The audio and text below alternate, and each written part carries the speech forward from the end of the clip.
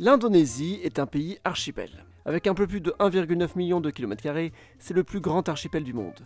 Et c'est aussi un des pays les plus peuplés de notre planète, avec ses 280 millions d'habitants. Sa capitale est Jakarta, jusqu'en 2024, il est prévu qu'elle soit déplacée vers Nusantara, une ville nouvelle. Même si d'un coup d'œil l'Indonésie peut sembler être un grand pays étendu sur un grand archipel, il y a en réalité une grande inégalité. C'est Java qui domine l'archipel et on pourrait presque dire que Java impose une forme de colonialisme au reste du territoire. Et on va voir ça tout de suite. Territoire. L'Indonésie est un pays archipel avec environ 17 000 îles, c'est assez compliqué à déterminer précisément. Les principales îles sont Sumatra, Bornéo, Java, Sulawesi et la Nouvelle-Guinée. L'Indonésie est un pays transcontinental, puisque faisant partie à la fois de l'Asie du Sud-Est plus précisément, et l'Océanie grâce à la Nouvelle-Guinée. L'Indonésie est une république centralisée, l'archipel est subdivisé en 38 provinces, dont 9 ont un statut spécial. La province d'Aceh a un statut spécial car c'est une région indépendantiste, et 6 provinces en Nouvelle-Guinée, aussi en raison de leur aspect océanien. La province de Yogyakarta est encore un sultanat, c'est un sultanat au sein d'une république.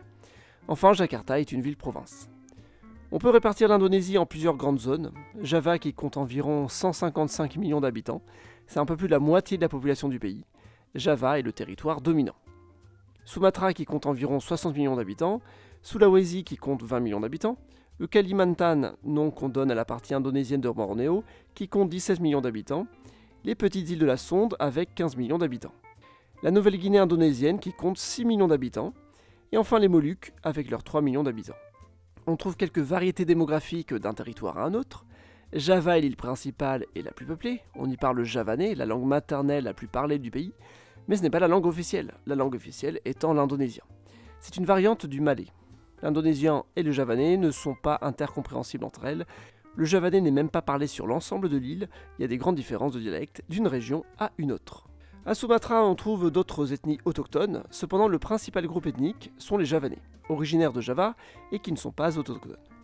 À Sumatra, on parle des langues malaïques, tout comme à Bornéo, l'indonésien est une langue malaïque. Au niveau religieux, si on simplifie, on peut dire que Bali est le seul endroit majoritairement hindouiste.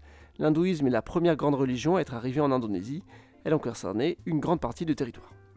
Ensuite est arrivé l'islam, beaucoup d'Indonésiens étaient hindouistes mais de caste inférieure, ils ont donc été plus facilement incités à se convertir. Ensuite beaucoup d'hindous ont fui vers Bali pour éviter l'islam.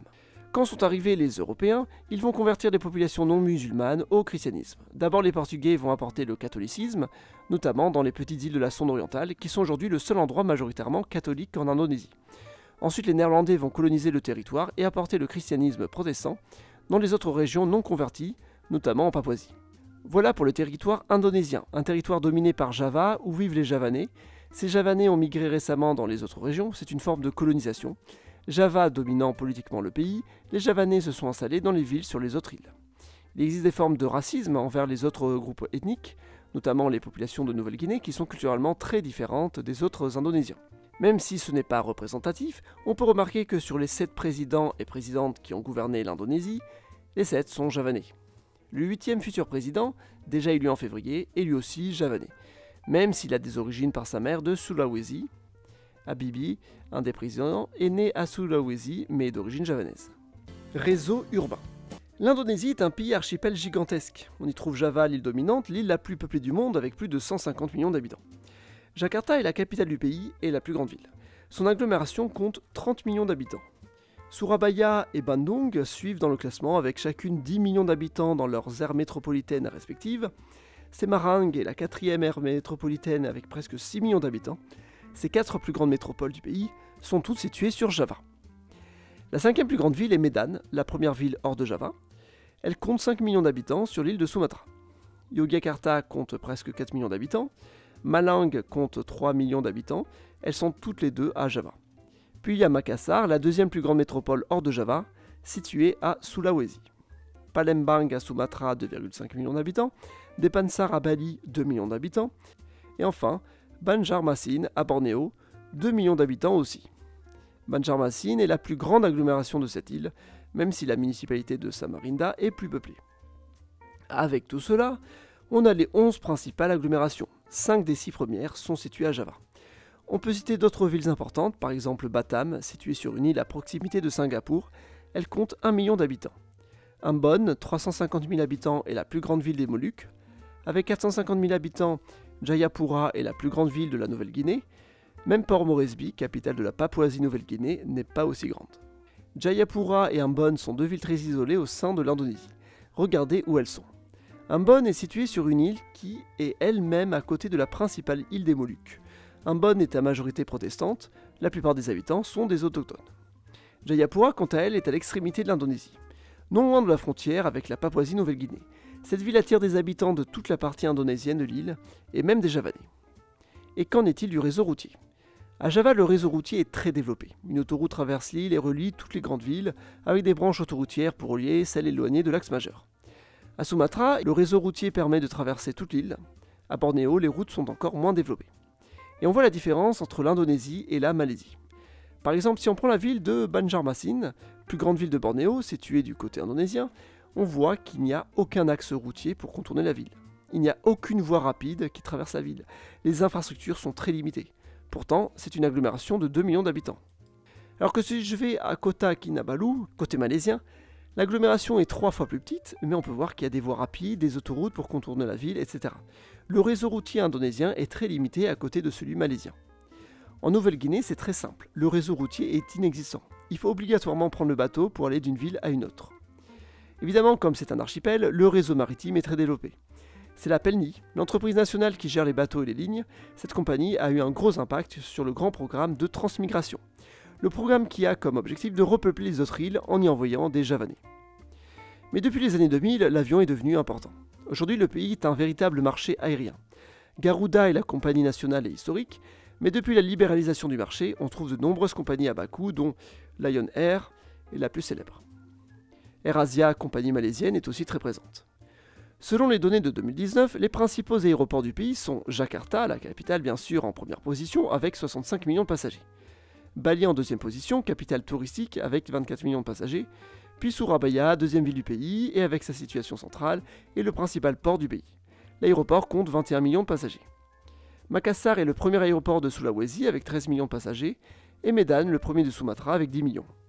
En ce qui concerne le ferroviaire, pratiquement tout est à Java, mais on trouve quelques petites lignes discontinues à Sumatra. Toutes les grandes villes sont intégrées au réseau javanais, à part ça, l'Indonésie n'a que peu de réseaux métropolitains. On compte un métro léger construit en 2018 à Palembang à l'occasion des Jeux asiatiques, puis un métro lourd à Jakarta depuis 2019 seulement. Pour une agglomération de presque 30 millions d'habitants, on peut dire que Jakarta était très en retard. Économie. L'Indonésie dispose d'un grand territoire rempli de ressources. Jakarta est la capitale économique et politique du pays. Prochainement, elle ne sera plus qu'une capitale économique, car on prévoit de déplacer la capitale à Bornéo, sous le nom de Nusantara. Nusantara étant le nom qu'on donne à l'archipel malais ou indonésien, ça dépend comment on le nomme. Il est en effet important pour l'Indonésie de faire croire à cette vision de l'archipel unifié, comme un État-nation où toutes les îles forment un même pays. C'est évidemment faux, et déplacer la capitale à Bornéo est encore une façon de marquer la présence coloniale indonésienne sur cette île coupée en deux avec la Malaisie. Dans les faits, Java reste l'île dominante et les autres îles sont des territoires de colonisation avec de nombreuses ressources. C'est d'ailleurs dans la province du Kalimantan oriental qu'on trouve de grandes ressources pétrolières et minières. Dans cette province, environ 1 personne sur 3 est javanaise, les ethnies originaires de l'île de Java. C'est dû à la transmigration politique voulue par le gouvernement pour amener de la main-d'œuvre dans cette région riche en ressources. C'est d'ailleurs la province la plus riche par habitant, juste après la province de Jakarta. Mais en réalité, on trouve du pétrole, du gaz et du charbon un peu partout dans l'archipel. Jakarta est la métropole économique du pays, mais pas de la grande région internationale. Singapour étant le pôle majeur. La ville de Batam, qui occupe l'île du même nom, est située en face de Singapour. La ville fait partie d'une zone économique libre pour bénéficier d'échanges avec Singapour. Elle dispose aussi d'une industrie lourde. Maintenant, regardons deux secteurs dans lesquels l'Indonésie est le pays numéro 1. La production d'huile de palme et le nickel. L'Indonésie est le premier producteur d'huile de palme, mais le second exportateur après la Malaisie voisine. C'est tout le pays qui est concerné par cette agriculture, chaque parcelle pouvant devenir un terrain à agriculture. Et même si Java est très densément peuplé, ce n'est pas du tout le cas des autres îles, ce sont des territoires presque vierges. Par exemple, la province du Kalimantan central a une densité de moins de 20 habitants au km². C'est le terrain idéal pour cette production, même s'il faut les infrastructures autour. L'Indonésie a développé son exploitation du nickel, devenant un très grand producteur. J'en avais un petit peu parlé dans la vidéo sur la Nouvelle-Calédonie. L'Indonésie a grandement concurrencé la Nouvelle-Calédonie en faisant baisser les prix. Aujourd'hui, le cours du nickel chute encore dû à d'autres matières premières moins chères permettant de la remplacer. L'Indonésie, avec sa surproduction, a aussi eu tendance à faire baisser les prix de cette matière première. Les mines de nickel se trouvent surtout à Sulawesi. En ce qui concerne le tourisme, Bali est la capitale.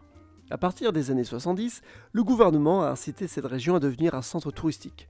On a profité du fait que c'était une île, qu'elle était culturellement différente du reste du pays avec l'hindouisme, pour y développer une économie tournée autour du balnéaire. C'est désormais une île où la majorité des habitants travaillent dans le milieu du tourisme. C'est un moyen pour l'Indonésie de concentrer le tourisme sur un territoire, évitant de faire l'amalgame entre le pays tout entier et l'île en question. Conclusion. L'Indonésie est un pays géant, 4e démographie mondiale, avec de nombreuses ressources et un territoire varié. Ce pays a de grandes ambitions pour devenir un incontournable dans l'économie mondiale.